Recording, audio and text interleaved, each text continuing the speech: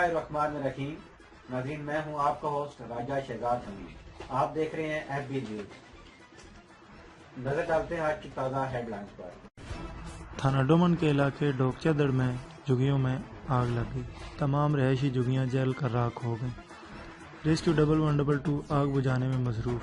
झुग्गी मकीनों का तमाम साजो सामान और बिस्तरे चारपाइयाँ भी जल कर राख हो गए।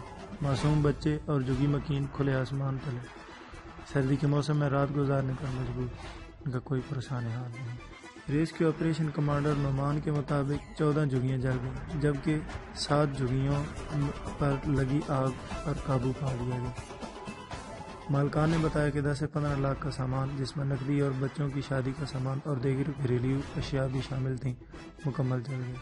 अभी तक कूलिंग का अमल जारी है।